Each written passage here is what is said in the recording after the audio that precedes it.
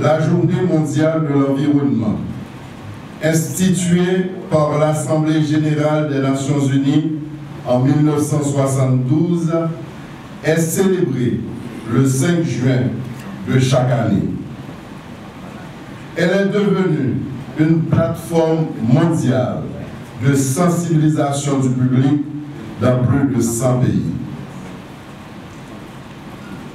La tradition est respectée encore cette année au niveau international, avec un thème majeur, rapprocher les gens de la nature. Ce thème nous invite donc à sortir de chez nous, à nous rendre dans la nature, à en apprécier la beauté et à réfléchir à la manière dont nous faisons partie de la nature et dont nous en dépendons. Or, le constat depuis quelques années en Haïti, c'est plutôt la nature qui se rapproche de nous. Nous avons en mémoire de nombreux exemples qui ont fait pleurer notre nation. Nous citons les inondations et les dégâts dans le grand sud d'Haïti, au Gonaïve et dans le Grand Nord. En réfléchissant sur le thème de ce matin, j'ai constaté que notre gestion de l'environnement en Haïti est caractérisée par des pratiques de dégradation de nos normes, de nos bassins versants, de nos différents châteaux d'eau, par des pratiques agricoles non protectrices de l'environnement, par le faible contrôle de nos déchets. Le résultat est plus que visible. Notre milieu est devenu fragile et non productif. De plus, le changement climatique et notre position géographique mettent Haïti dans une situation défavorable. Nous avons donc la responsabilité de mettre en place une économie verte, basée autant sur des modes de consommation et de production durable, sur la lutte contre les changements climatiques, sur la gestion durable de la diversité biologique et des écosystèmes, que sur la lutte contre la désertification. Jacques Roumain, dans Les gouverneurs de la rosée, a rendu par la fiction la relation étroite qui existe entre l'homme et son environnement, ce qui confère une dimension universelle à son récit. Depuis peu, notre pays s'est engagé en faveur du développement durable.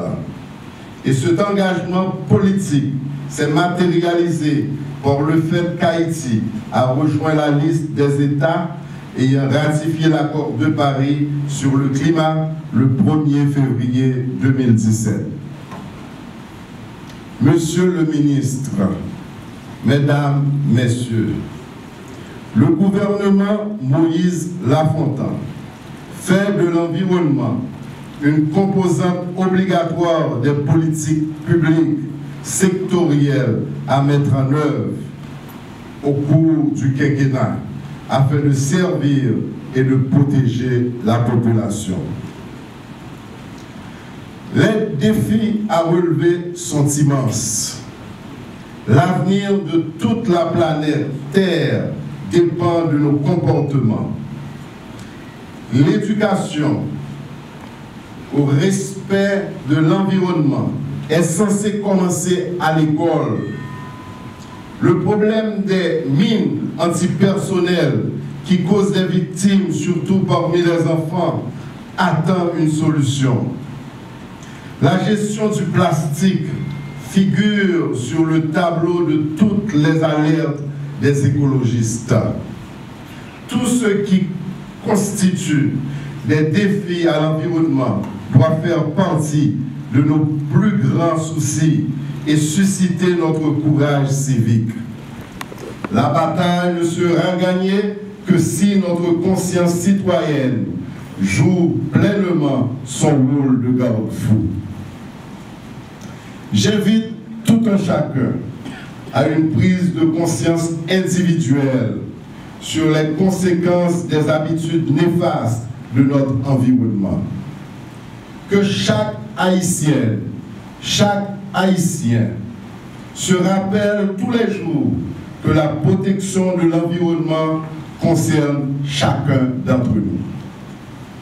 Pour terminer, nous remercions l'ensemble des acteurs pour leurs actions et soutien multiforme à la protection de l'environnement dans notre pays.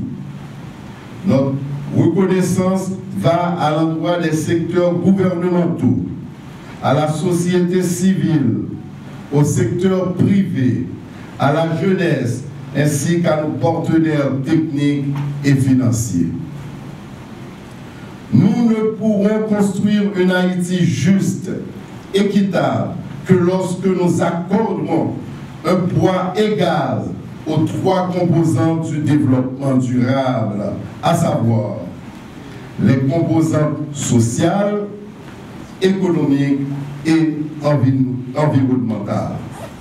Si nous voulons assurer durablement la réduction de la pauvreté, la sécurité alimentaire et nutritionnelle et un travail décent aux populations, il nous faut faire le meilleur usage possible de notre patrimoine naturel. Car Haïti, qui comptait 4 millions d'habitants dans les années 1960-1970, en est aujourd'hui à 13 millions sur la même superficie avec des ressources agricoles en nette régression. Je vous remercie.